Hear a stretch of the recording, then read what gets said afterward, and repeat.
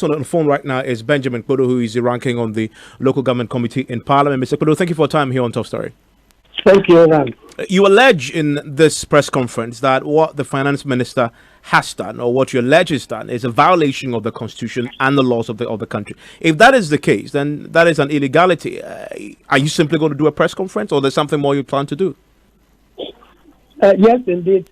Article 252 of our constitution clearly states that the 5% of revenues due to the assembly should be released to them in quarterly installments. So if you collect money for the state from January to March, that's the first quarter. After collecting whatever you've collected, you need to release this to this Assembly's Common Fund for onward distribution to the MMDC, that is the Metropolitan, Municipal, and District Assemblies. So if you keep the money and you do not give it to them, it is a violation of the Constitution, because the Constitution is very, very clear that release the money to them in quarterly installments. Now, you see that the Ministry of Finance over the years has developed a policy. I describe it as disingenuous, that if the quarter is over, the money collected for the quarter and which is due for release to this Assembly's Common Fund will not be released until after the next quarter. Simply put, you collect money for the first quarter, January to March. You will not release it in the second quarter, which is April to June. It will be released after the end of June.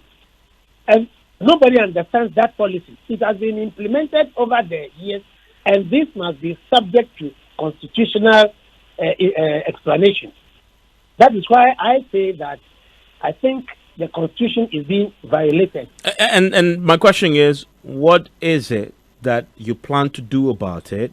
If it's an illegality and it's a violation of the Constitution? What we are doing is to ask the Minister of Finance to revise that policy. You know, we are all working together. It is not everything that we litigate upon. When we draw his attention to it and tell him that he should comply with the Constitution, and he fails, it is when he becomes recalcitrant in changing the policy that we can go to the Supreme Court for interpretation of that provision in the Constitution.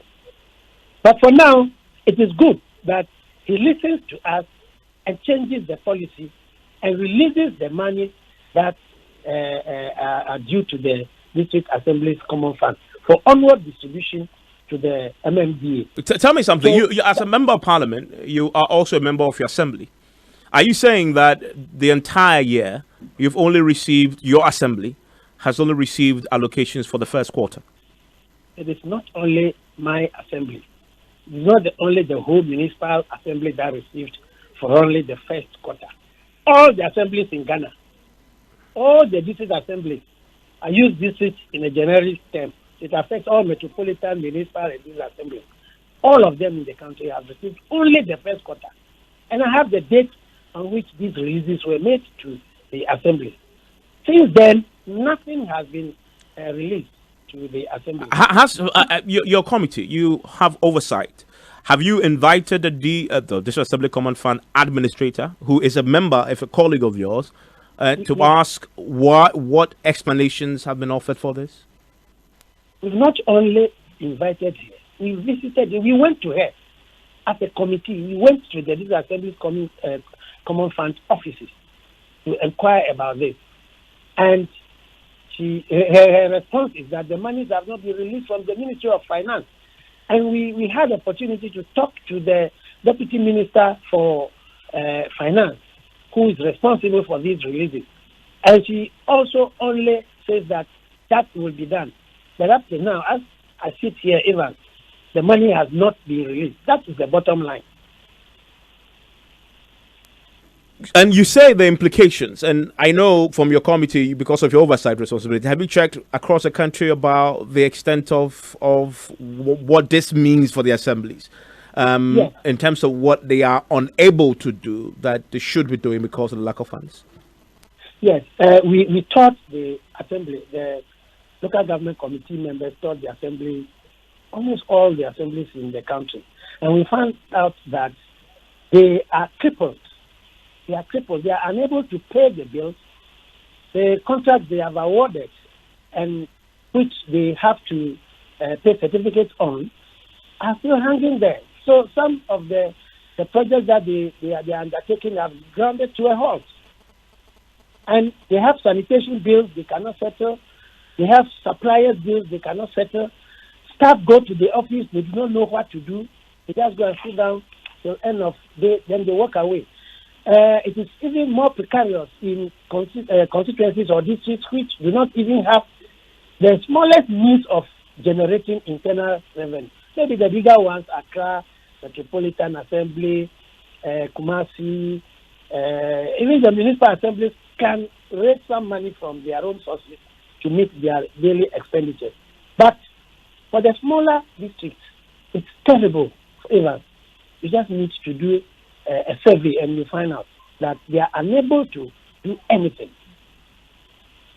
The challenge, though, is, and just pulled up some records over the years. It appears this is not new.